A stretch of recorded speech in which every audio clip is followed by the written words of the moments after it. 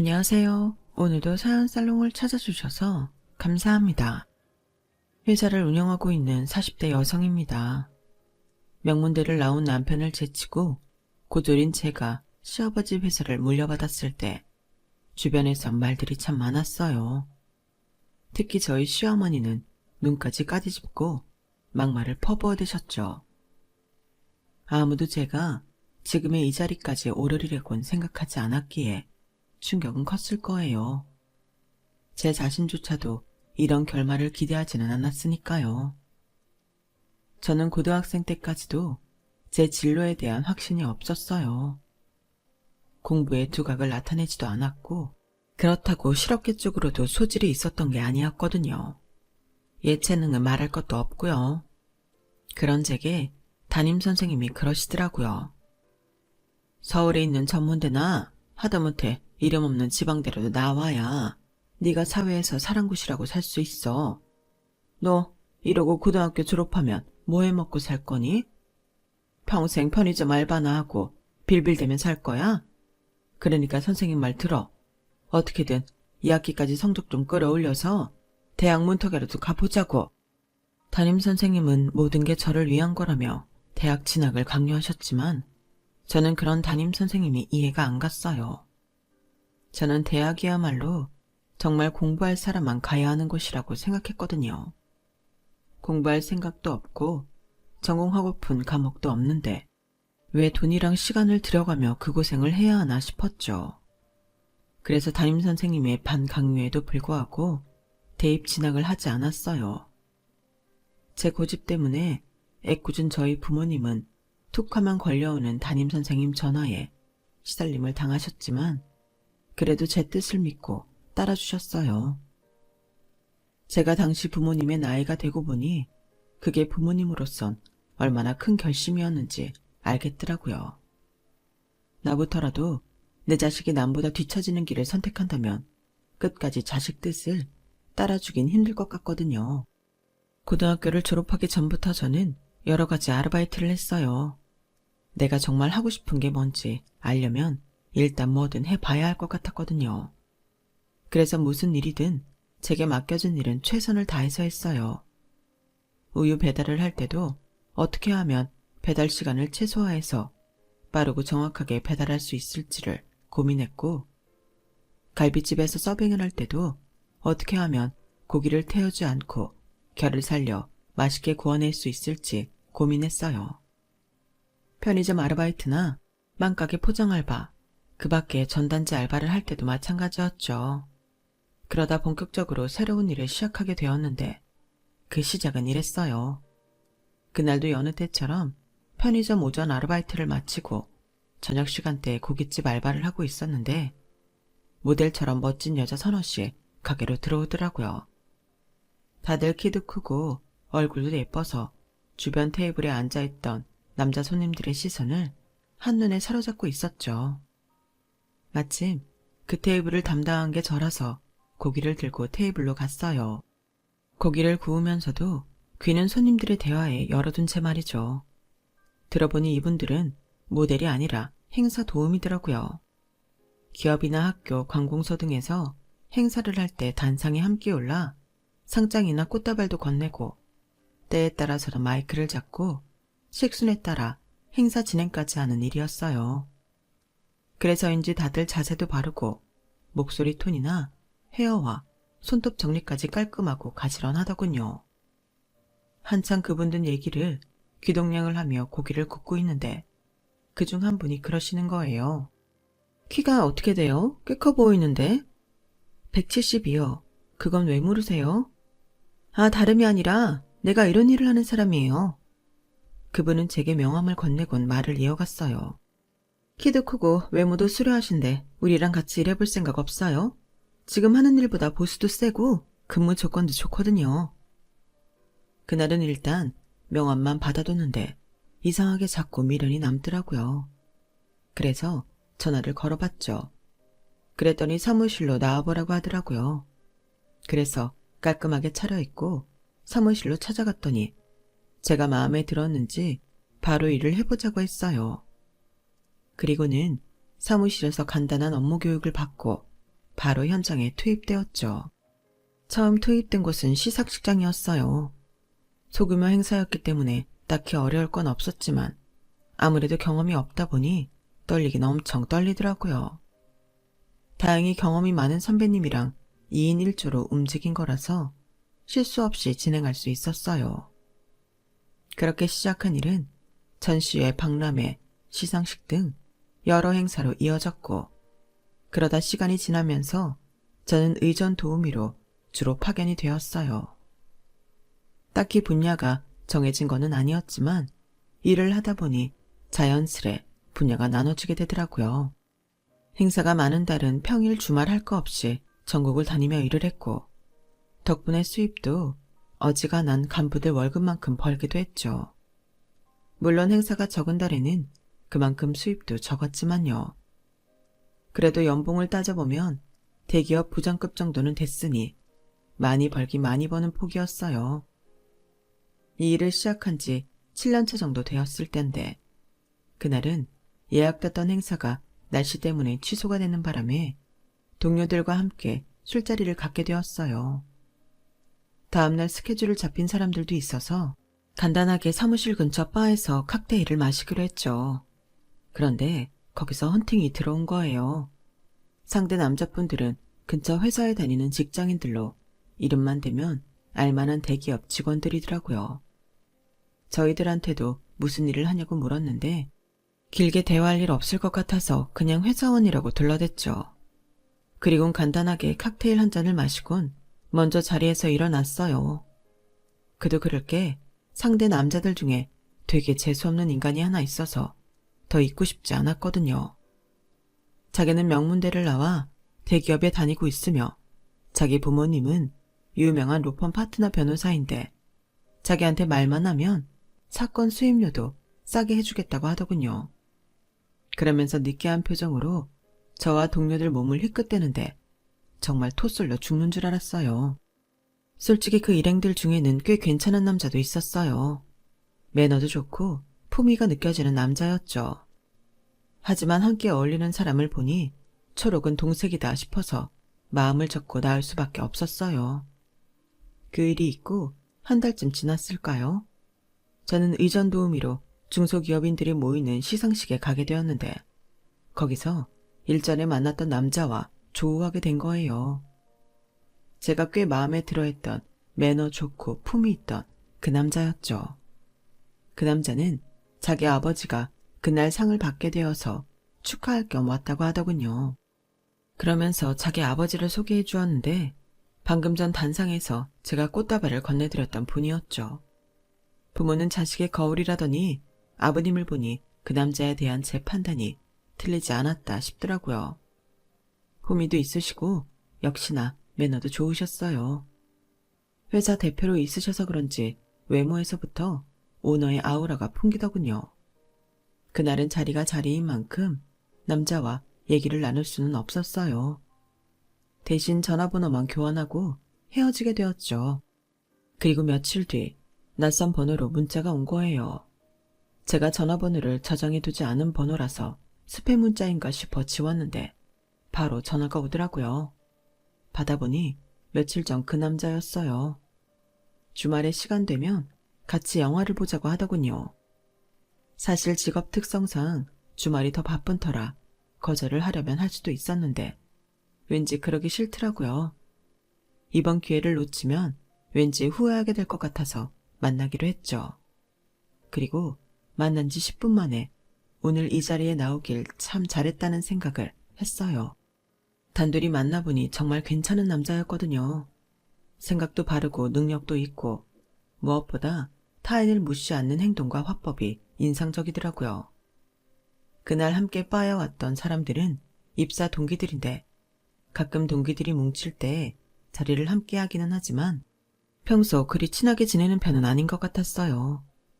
그날 동기 중 한 사람에 대한 인상이 안 좋아서 오늘 이 자리에 나오는 걸 망설였다고 하자 왠지 그럴 것 같았다고 하더군요.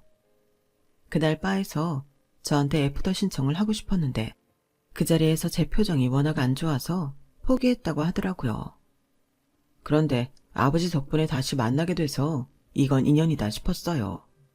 민정씨, 이것도 인연이라면 인연인데 우리 진지하게 만나볼래요? 그렇게 시작된 만남은 2년 넘게 이어졌고 제가 30이 되던 해 결혼을 하게 되었어요. 인사를 드리러 처음 예비시댁에 찾아갔을 때 아버님은 일전에 저에 대해 좋은 인상이 남아있었는지 반겨주셨어요. 하지만 어머님은 애매한 표정이었죠. 그러다 제 학벌과 직업 이야기가 나오자 상황이 좀 달라졌어요.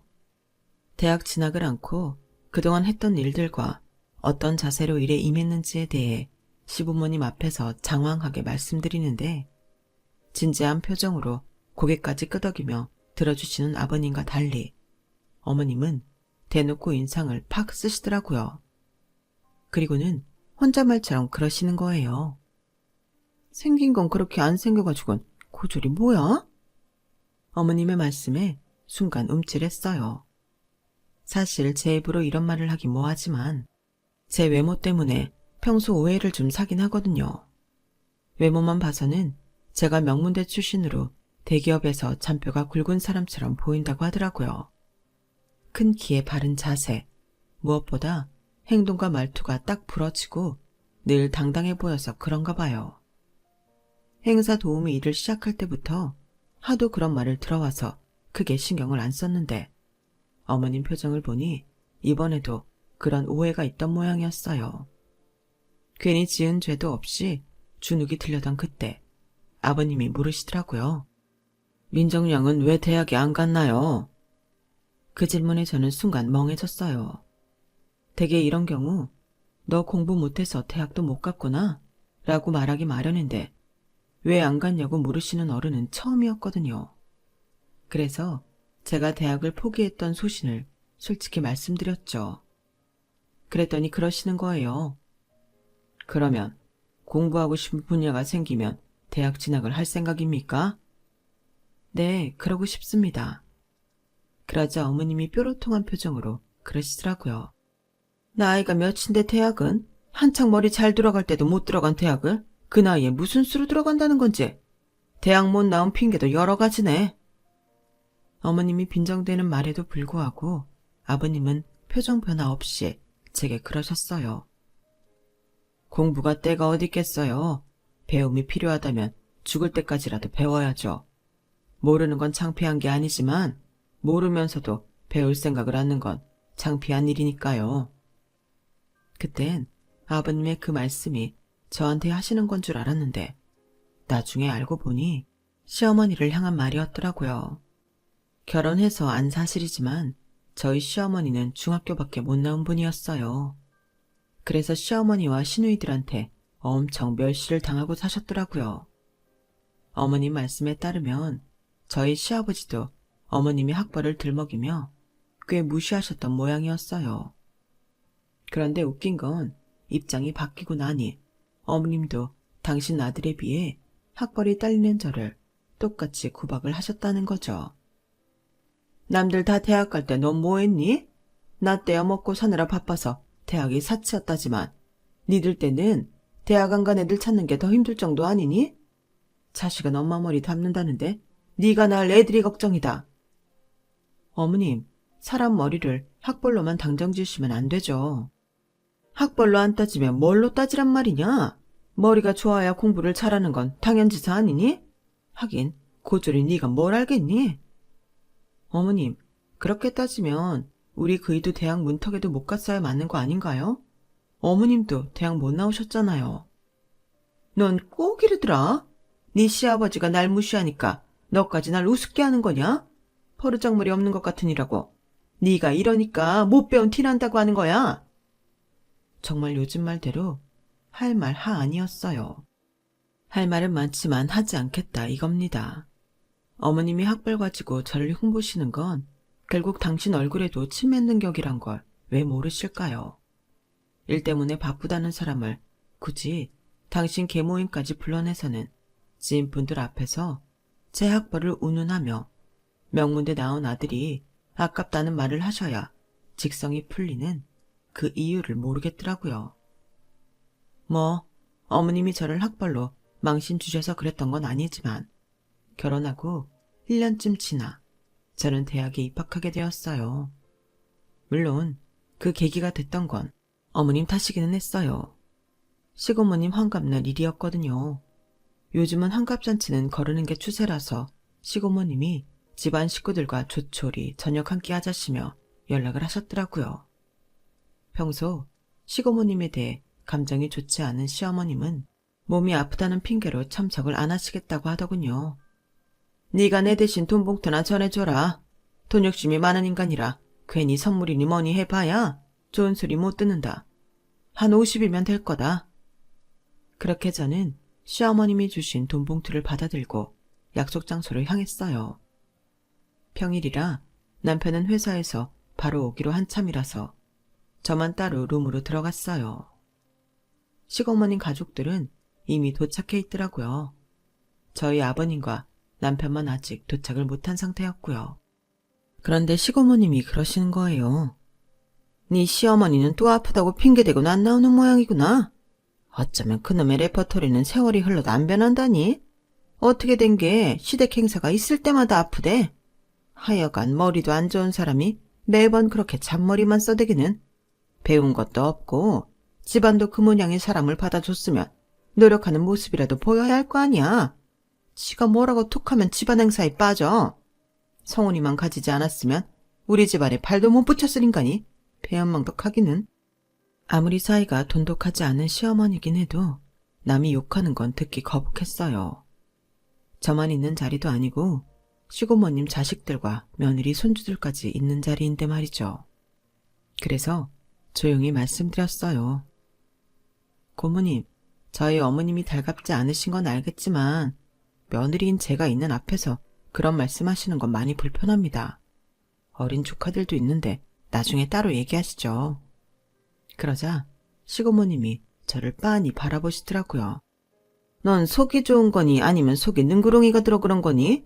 너 시집 올 때 네 시어머니가 집안 사람들 모인 자리에서 널 뭐라고 소개했는지 아니? 몸으로 벌어먹고 사는 애라고 하더라. 우린 그래서 네가 유흥업소에 나가는 애인 줄 알았지 뭐냐.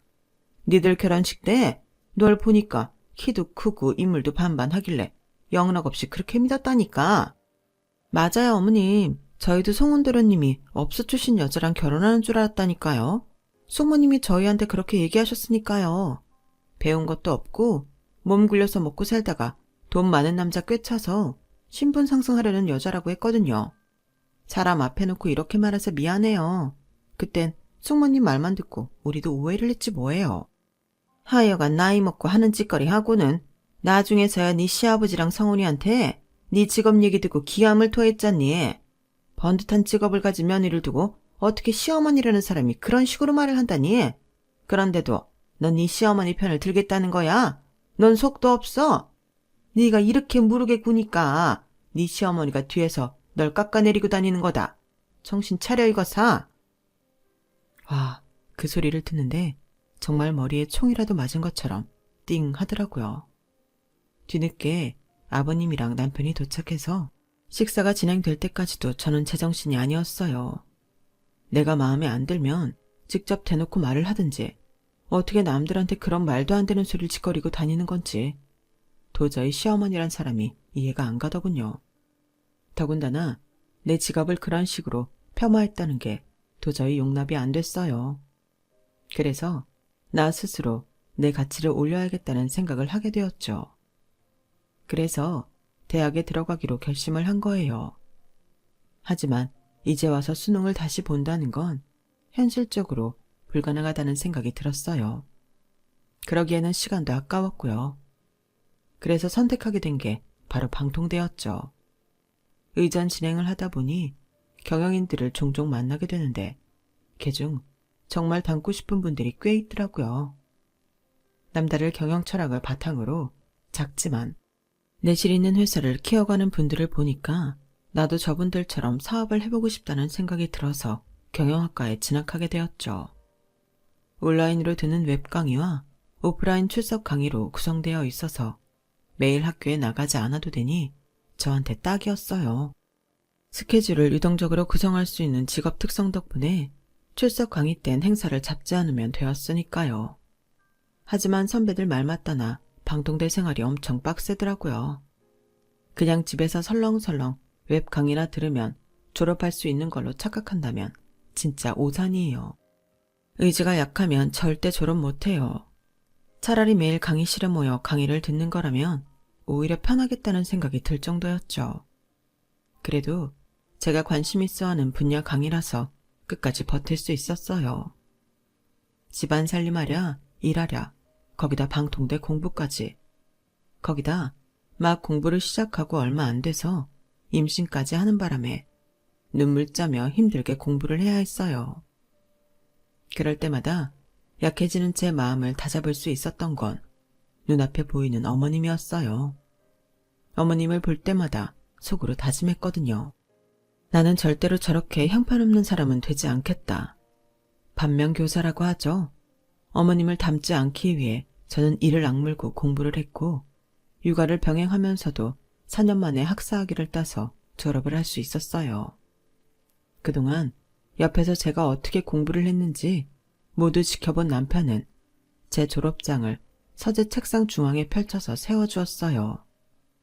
그리고 졸업식이 있던 그날 아버님은 꽃다발을 들고 제 졸업식장까지 와주셨죠. 저희 부모님이 진작 대학 공부를 못 시켜놔서 죄송하다고 하자 아버님은 오히려 손사래를 치셨어요. 남들이 하니까 생각 없이 따라서 하는 공부랑 자신이 필요하다고 느껴서 하는 공부랑 어떻게 같겠습니까? 그러니 그런 말씀은 하지 마세요. 아가, 그동안 고생 많았다. 힘들게 한 공부니까 아깝게 썩히지 말고 잘 이용하도록 해라. 도움이 필요하면 언제든 말하고, 알겠지? 아버님은 제 머리를 쓰다듬어 주시며 흐뭇하게 웃어주셨어요. 지난 4년 동안은 졸업을 목표로 달려왔지만 막상 그 목표를 이루고 나니까 허탈해지더라고요. 내 생활에서 많은 비중을 차지하던 대학 수업이 사라지고 나니 하루가 길게만 느껴지고 뭔가 할 일을 빼먹고 있는 게 아닌가 하는 생각까지 들었어요. 그리고 무엇보다 졸업식장에서 아버님이 하셨던 말씀이 머릿속에서 맴돌기 시작했죠. 배운 걸 써먹어야 할 텐데. 하지만 학위 한 장으로 뭘 어떻게 할 수 있을지 감이 안 잡히더라고요. 졸업장 땄다고 이 나이에 회사에 취직을 하기도 그렇고 말이죠. 더군다나 방통대 졸업장으로는 일반 대학을 나온 친구들을 이길 수도 없으니 더더욱 막막하더라고요. 그렇게 얼마간 고민을 하던 저는 새로운 목표를 만들게 되었어요. 기왕 시작한 거 끝을 보자 싶은 마음에 박사학위까지 도전해 보기로 한 거죠.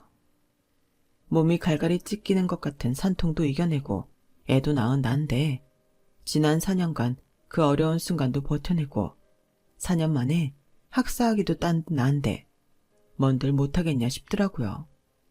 그래서 일단 석사에 도전을 하기로 했어요. 쇳불도 당김에 빼랬다고 대학원에 입학원서를 냈는데 덜컥 합격을 한 거예요. 그런데 기쁨도 잠시. 대학원은 100% 출석이라서 도저히 일과 병행하기 힘들 것 같아서 석사학위 딸 때까지만이라도 일을 쉬어야겠다 생각했는데 세상에 등록금이 비싸도 너무 비싼 거예요.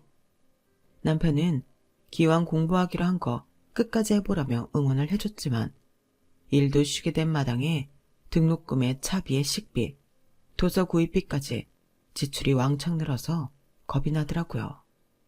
그래서 생각도 못해 아버님을 찾아갔어요. 아버님은 마치 기다렸다는 듯이 그러시더라고요. 그래, 결심을 한 모양이구나. 기왕 대학 졸업장도 따냈는데 어디든 써먹어 봐야겠지. 그래서 말씀인데요, 아버님. 저 대학원에 진학하고 싶어요. 실은 이미 대학원에 합격도 했어요. 그런데 아무래도 제 일과 병행하기가 쉽지 않겠더라고요. 그래서 일을 쉬려고 하는데 학비가 너무 비싸서 말이에요. 아버님께서 후원을 좀 해주시면 안 될까요? 솔직히 선뜻 그러마하지는 않으실 거라고 생각했지만 그래도 어쩌면 학비를 내주시지 않을까 하는 기대를 했던 것도 사실이에요. 그런데 아버님이 저를 빤히 바라보시더니 그러시는 거예요. 내가 네 시아버지이긴 하지만 나도 사업을 하는 사람인데 이문이 남지 않은 거리를 할 수야 있겠니? 나한테 학비 지원을 받고 싶다면 네가 나한테 뭘 줄 수 있는지도 제시하는 게 먼저가 아닐까 생각한다. 아가, 넌 나한테 뭘 해줄 수 있니? 생각해 본 적 없는 일이라 잠시 고민이 되었지만 그렇다고 순순히 물러날 수는 없어서 크게 질렀어요. 아버님께서 제가 박사학위를 딸 때까지 지원해 주신다면 나중에 아버님 회사를 제가 맡아드리겠습니다. 경영학 공부를 하면서 알게 된 건데 제가 사업에 꽤 소질이 있는 것 같더라고요. 물론 이론만으론 한계가 있을 거예요. 그래서 학기 중에 회사에 나와서 아버님 곁에서 일을 거들겠습니다. 그러니 아버님께서 제게 투자 좀 해주세요. 지금 생각해보면 말도 안 되는 거래였어요. 거래가 아니라 학비도 원조 받고 회사까지 내놓으라는 날강도 수준이었으니까요. 그런데 아버님은 그 말도 안 되는 거래 조건을 들으시고도 화도 안 내시고 곰곰이 생각에 잠기신 거예요. 그리고 그러자고 하시는 거 있죠. 덕분에 저는 대학원에 다니게 되었어요. 강의가 없는 시간엔 회사에 나와 아버님 옆에서 업무 지원을 하게 되었고요. 회사에 정식으로 고용된 건 아니라서 제 편의대로 출근과 퇴근을 할 수 있었죠. 옆에서 아버님이 일하시는 모습을 지켜보며 든 생각은 세상에 쉬운 일 하나 없다는 거였어요. 오너 자리에 있으면 결제 서류에 도장이나 팍팍 찍으면 그만일 줄 알았는데 그게 아니더라고요. 회사에서 가장 작은 일부터 가장 큰 일까지 모든 걸 알고 있어야 했어요. 내가 알아야 남들한테 일을 시킬 수 있는 거더라고요. 심지어 회사 내 청소 업무를 맡고 계시는 분들의 얼굴과 이름도 아버님은 다 기억하고 계시더라고요. 뿐만 아니라 그분들 집안 사정까지도 꿰고 계시는지 대학에 들어간 자녀를 둔 직원들한테는 등록금에 보태라며 금일봉도 따로 주시고 관절염으로 고생하는 직원한테는 관절염 보조제까지 구해서 건네시더라고요. 아버님이 사업을 하는 분이라서 이문을 남기는 계산에만 능하신 줄 알았는데 사람의 마음을 얻는 방법도 아는 분이셨어요. 오너의 일은 그게 다가 아니었어요. 중소기업 특성상 인지도 때문에 대기업한테 밀리는 일이 비일비재하다 보니 기술력을 확보하는 것도 무척 중요하더라고요. 그러기 위해서는 기술 개발에 투자를 하는 건 기본이고 개발자의 능력에 걸맞는 대우를 하는 것도 중요하더라고요. 때에 따라서는 판촉 쌓은 노릇도 해야 하는 게 중소기업 오너였어요. 한마디로 일당 백 노릇을 해야 하는 자리였죠. 아버님 옆에서 일을 배우며 대학원 수업을 들은 지 5년. 저는 드디어 박사 학위까지 따게 되었고 그 사이에 회사 일도 많이 배우게 되었어요. 석사를 마친 시점부터 아버님 회사에 정식으로 입사했거든요. 회사에서 지원해주는 덕분에 대학원 수업이 있을 때는 업무 시간도 조정할 수 있었죠. 일과 육아, 학업까지 욕심을 부려가며 해온 탓에 몸은 힘들었지만 그래도 지난 10년이 알차게 느껴졌어요. 내 인생에서 이렇게 치열하게 살아본 시절이 있나 싶을 정도로 꽉 찬 기간이었으니까요. 그런데 이런 제 노력을 딱 한 사람만큼은 절대 인정을 안 하더라고요. 제가 박사학위까지 받았음에도 어머님은 제 학위를 마치 언제든 돈 주고 살 수 있는 흔한 것처럼 치부하셨어요. 제가 시집 온 지 10년이나 됐는데 여전히 저를 못 배운 사람 취급하는 것도 모자라 남편과 시아버지까지 홀려서 멋대로 부리는 불려우 취급을 하시는 거예요. 그동안 제 일도 바쁘고 아이도 커가는데 자꾸 제가 시어머니와 부딪히는 모습을 보이는 게 교육상 안 좋을 것 같아서 참았는데 더는 안 되겠더라고요. 글쎄 저희 애한테까지 제 흉을 보더라니까요. 그래서 명절날 차례상을 치우고 어머님께 그랬죠. 어머님, 언제까지 제 뒤에서 흉을 보실 거예요? 이제 그만하실 때도 됐잖아요. 어머머, 얘 말하는 것 좀 봐. 내가 언제 네 흉을 봤다고 그래? 이게 지 시아버지가 오냐오냐 해주니까 눈에 뵈는 게 없나 보네? 제발 이러지 마세요. 어머님이 절 두고 뒤에서 뭐라고 하시는지 저한테 다 들리니까요. 오죽하면 어제도 시고모님이 전화를 하셨더라고요. 이젠 하다하다 저를 시아버지 홀려 재산 빼먹는 꽃뱀 취급까지 하신다면서요. 그뿐인가요? 저희 애가 수학 점수가 떨어졌다고 애한테 그러셨다면서요? 네 엄마가 머리도 나쁘고 못 배워서 네가 그걸 닮은 거라고요. 어떻게 애한테까지 그런 소리를 할 수가 있어요? 그게 뭐가 잘못됐다는 거냐? 원래가 애들 머리는 지 엄마를 닮는 거야. 네 자식이 널 닮아 성적이 안 좋은 건 네 탓이지 내 탓이 아니란 얘기야. 내 아들은 명문대까지 나와서 대기업에 들어갔으니 내 입장에선 그런 말 해도 되는 거 아니겠니? 난 꿀릴 거 없다. 그리고 네가 네 시아버지를 홀려서 재산 빼먹으려고 하는 것도 틀린 말은 아니잖니. 언감생심 네 주제에 네 시아버지 회사에 나가는 게 말이 되니? 어머님, 저 제 실력으로 아버님 회사에 들어간 거예요. 아버님 백으로 들어간 낙하산 아니라고요. 그러자 시어머니가 깔깔대며 웃으셨어요. 아이고 웃겨라. 이젠 하다하다 내 배꼽까지 빼놓으려고 하네. 얘 정신 차려. 대학이면 다 같은 대학인 줄 아니? 네가 아무리 잘난 척 해봤자 넌 고작 방통대 출신일 뿐이야. 어디서 그런 것도 대학이라고 고개 빳빳이 들고 잘난 척이야? 네가 내 아들처럼 명문대로도 나왔다면 내가 널 인정했을 거다.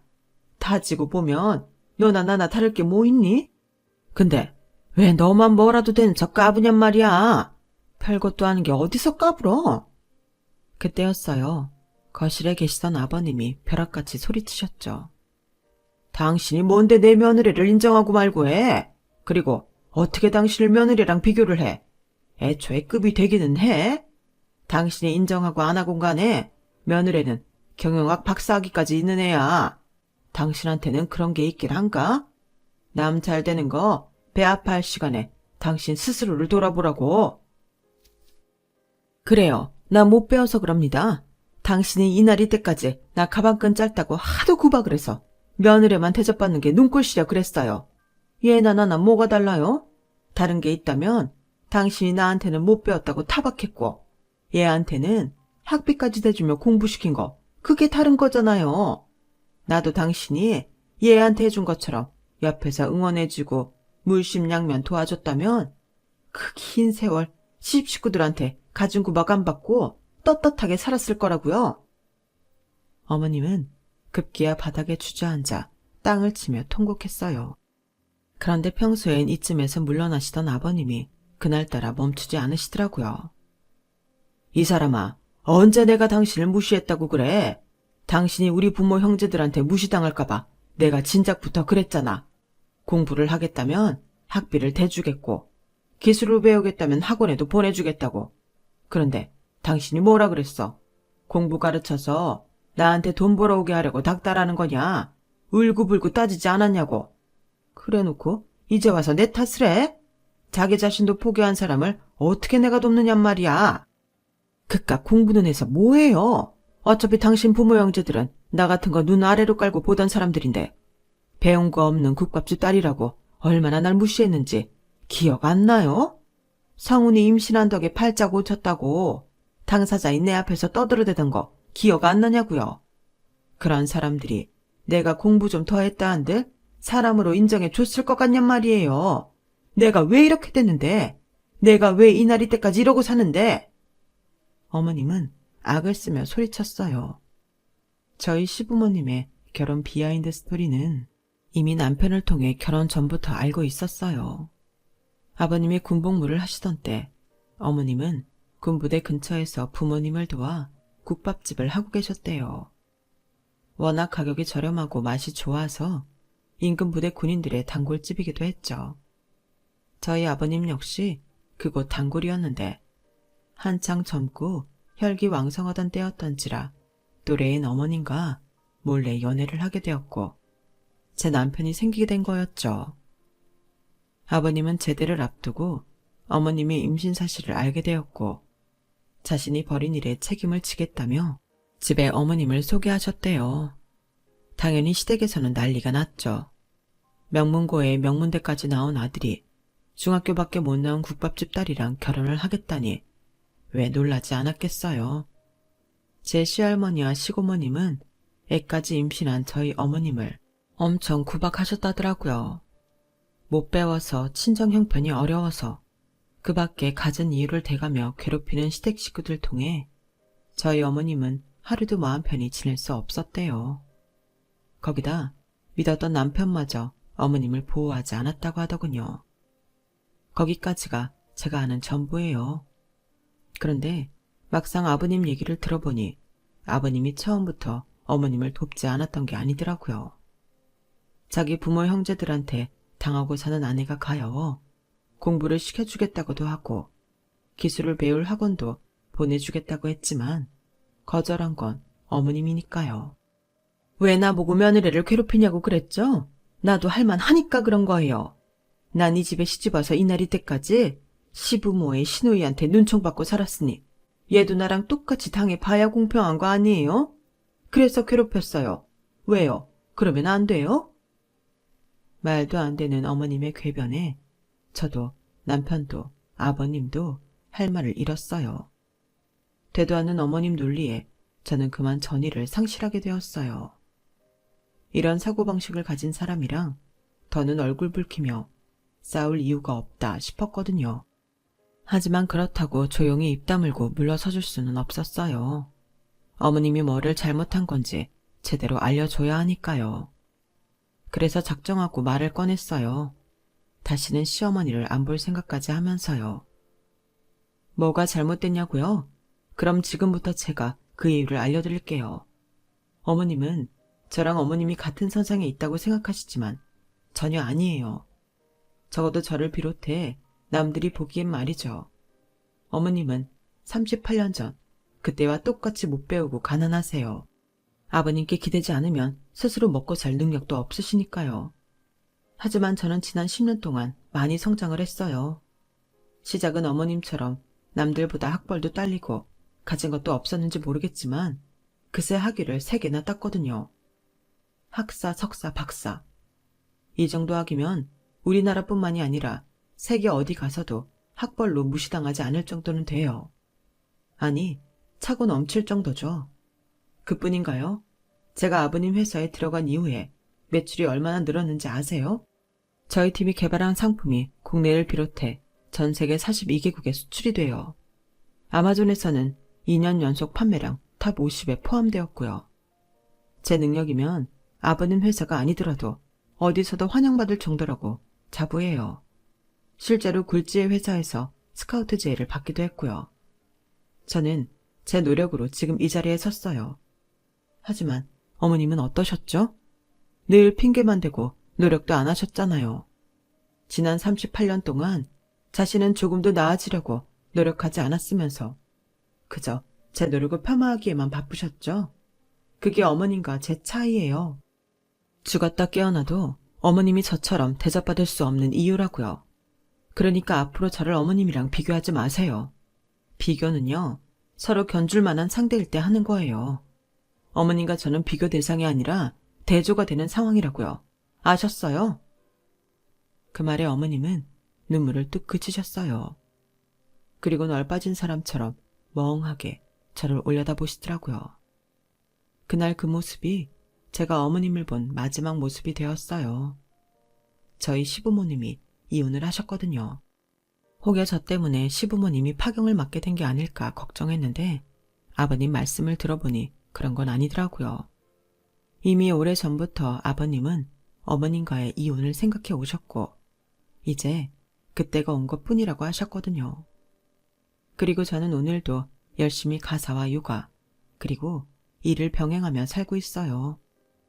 남들은 그런 저를 슈퍼 어머니라고 말하지만 사실 그 정도는 아니에요. 가사와 육아는 남편과 나눠서 하고 있고 회사 일 정도만 온전히 제 힘으로 해나가고 있으니까요. 하지만 이거 하나만은 확실히 말할 수 있어요. 모르긴 해도 앞으로 10년 뒤에 저는 더 나은 사람이 되어 있을 거란 거예요. 왜냐하면 저는 앞으로도 최선을 다해 노력할 테니까요. 아버님과 약속한 대로 제가 회사를 물려받으려면 그에 걸맞는 사람이 되어야 하지 않겠어요? 처음부터 입에 금수저를 물고 태어나지는 않았지만 내 노력으로 금수저든 금젓가락이든 만들어낼 수 있다면 그거야말로 가치 있는 인생이 아닐까 생각합니다. 그래서 오늘도 파이팅 하려고요. 지금까지 제 사연을 들어주셔서 감사합니다. 여러분의 앞날이 항상 꽃길이시길 진심으로 바라겠습니다. 여러분, 사연 댓글의 응원과 현명한 조언 부탁드려요. 좋아요와 구독은 저에게 큰 힘이 됩니다. 오늘도 좋은 일 가득하세요.